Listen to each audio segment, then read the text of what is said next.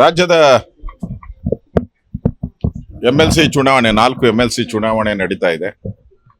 ಅದರ ಪೂರ್ವ ತಯಾರಿಗೋಸ್ಕರ ಮತ್ತು ಅಭ್ಯರ್ಥಿಗಳ ಆಯ್ಕೆ ಬಗ್ಗೆ ಅಭಿಪ್ರಾಯ ಸಂಗ್ರಹಣೆ ಮಾಡೋಕ್ಕೋಸ್ಕರ ನಾನು CT ರವಿ ಅವರು, ಕಾರಜೋಳ ಅವರು, ನಮ್ಮಿತರ ಮುಖಂಡರೆಲ್ಲರೂ ಕೂಡ ಹುಬ್ಬಳ್ಳಿ ಮತ್ತು ತುಮಕೂರು ಭಾಗಕ್ಕೆ ಪ್ರವಾಸವನ್ನ ಮಾಡ್ತಾ ಇದ್ದೀವಿ. ಆ ಪ್ರಯುಕ್ತ ದಾವಣಗೆರೆ ಇಲ್ಲಿನೂ ನಾವು ಕರ್ನಾಟಕದಲ್ಲಿ ಸರ್ಕಾರ ನಡೆಸ್ತಾ ಇರತಕ್ಕಂಥ ಕಾಂಗ್ರೆಸ್ ಸರ್ಕಾರ ಎಲ್ಲ ರಂಗದಲ್ಲೂ ಫೇಲ್ಯೂರ್. ನೀವೇನ ಮಾರ್ಕ್ಸ್ ಕೊಡೋದಾದ್ರೆ ಪ್ರತಿಯೊಂದರಲ್ಲೂ PWD ಇರ್ಬೋದು 0, ಎಜುಕೇಶನ್ 00, ಇರಿಗೇಷನ್ 000, ಯಾವುದೇ ಇಲಾಖೆಯಲ್ಲೂ ಕೂಡ ಹಣ ಇಲ್ಲದೆ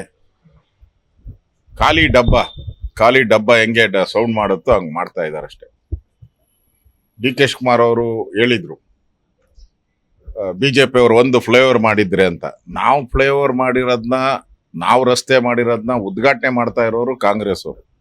ಹಣ ಬಿಡುಗಡೆ ಮಾಡಿದ್ ನಾವು, ಟೆಂಡರ್ ಕರೆದಿದ್ ನಾವು.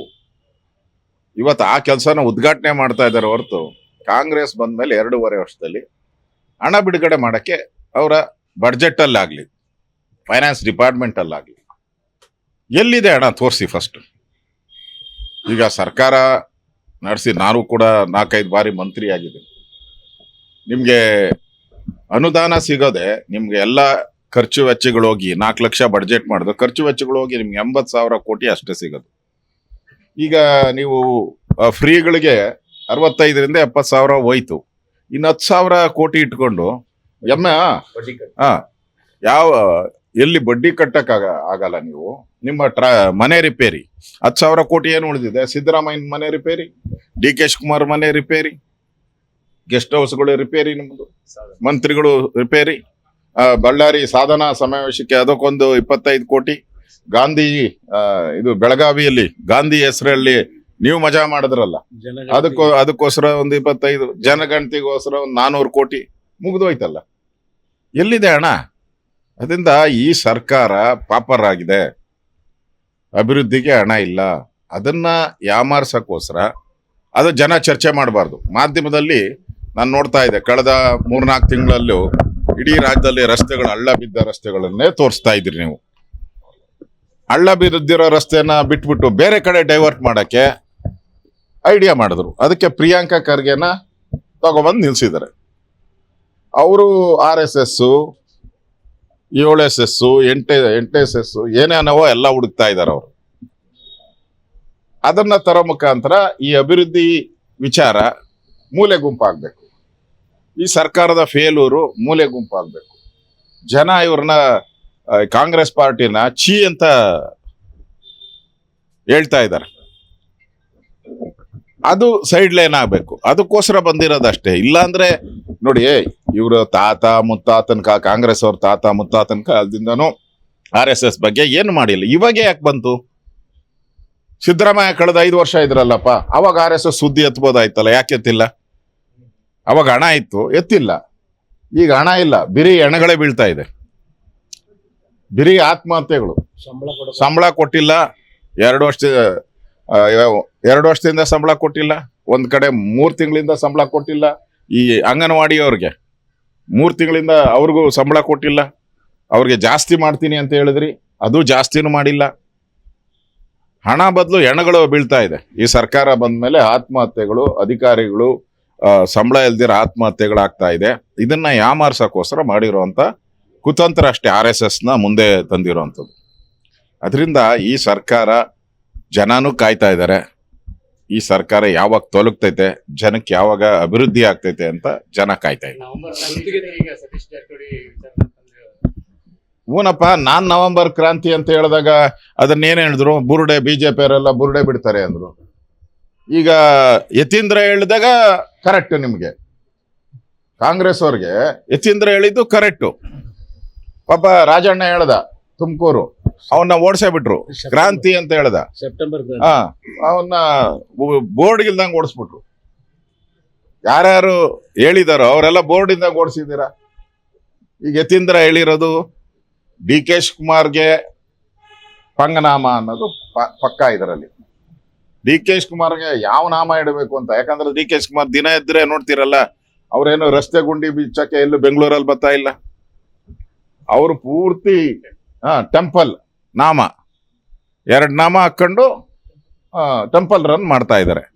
ಈಗ ಯತೀಂದ್ರ ಸಿದ್ದರಾಮಯ್ಯ ಇನ್ನೊಂದು ನಾಮ ಉಳಿದಿತ್ತು, ಅದು 3ನೇ ನಾಮ. 3 ನಾಮ ಹಾಕ್ಬಿಟ್ಟು 3 ನಾಮ ಗೋವಿಂದ ಗೋವಿಂದ ಅಂತ ಮಾಡ್ತಾ ಇದ್ದಾರೆ ಅಷ್ಟೇ.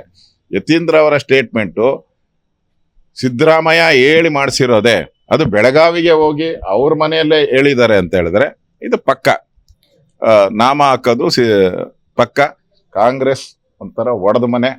ನನಗನ್ಸ್ತತೆ ಈ ಸರ್ಕಾರ ಜನನು ತೊಲಗೋಗ್ಲಿ ಅಂತ ಇದ್ದಾರೆ. ಈ ಸರ್ಕಾರ ನವೆಂಬರ್ ಡಿಸೆಂಬರಲ್ಲಿ ಹಾಳಾಗೋಗ್ಲಿ ಅಂತ ಜನ ತೀರ್ಮಾನ ಆಗ್ತಾರೆ. ಕಾಂಗ್ರೆಸ್ ಅವರು ಅದಕ್ಕೆ ಪುಷ್ಟಿ ಕೊಡೋ ರೀತಿ ಈ ಬೆಳವಣಿಗೆ ಆಗ್ತಾ ಇದೆ.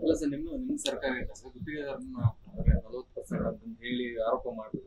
ಈಗ ಯಾವುದೇ ಗುತ್ತಿಗೆದಾರರದ್ದು ಹಣ ಬಿಡುಗಡೆ ಆಗ್ತಾ ಇಲ್ಲ, ಅನುದಾನ ಬಿಡುಗಡೆ ಆಗ್ತಾ ಇಲ್ಲ. ಹಣನೇ ಸುಮಾರು 30-35 ಸಾವಿರ ಕೋಟಿ ಹಣ ಬಿಡುಗಡೆ ಮಾಡ್ಬೇಕೀಗ ಗುತ್ತಿಗೆದಾರರು. ಅವರೆಲ್ಲ ಅವಾಗ ಬೀದಿಗಿಳಿದು ಸ್ಟ್ರೈಕ್ ಮಾಡ್ತಾ ಇದ್ದಾರೆ. ನಮ್ಮಲ್ಲೇ ಆ ಕೆಂಪಣ್ಣನ ಕರ್ಕೊಂಬಂದು ಬಿಟ್ಟು 40% ಅಂತ ಆಯ್ತು. ಅದು ಎಲ್ಲೂ ಪ್ರೂವ್ ಆಗ್ಲಿಲ್ಲ. ಲೋಕಾಯುಕ್ತ ಕೋರ್ಟಲ್ಲಿ ಬಂದು ಸ್ಟೇಟ್ಮೆಂಟೇ ಕೊಡ್ತಾ ಇಲ್ಲ ಯಾರು. ಈಗ ಇವ್ರು ಹೇಳ್ತಾ ಇದ್ದಾರೆ ಗುತ್ತಿಗೆದಾರರು ಬಿಜೆಪಿ ಕಾಲದಲ್ಲಿ ಇರಲಿಲ್ಲ, ಈ ಕಾಂಗ್ರೆಸ್ ಬಂದ್ಮೇಲೆ, ಮನೆಯಾಳ ಕಾಂಗ್ರೆಸ್ ಬಂದ್ಮೇಲೆ ಈ 60% ಕಮಿಷನ್ ಅದನ್ನ ಪೈ ಅವ್ರು ಬಿಡುಗಡೆ ಮಾಡಿದಾರಲ್ಲ, ಬೆಂಗಳೂರು ಇವರು IT ಬಿಡುಗಡೆ ಮಾಡಿದ್ದಾರೆ. ಯಾವ್ಯಾವ ಇಲಾಖೆಯಲ್ಲಿ ಎಷ್ಟೆಷ್ಟು ಹಣ ತಗೊಂತಾರೆ ಅಂತ ಮೋಹನ್ ದಾಸ್ ಪೈ ಅವರು ಬಿಡುಗಡೆ ಮಾಡಿದ್ದಾರೆ.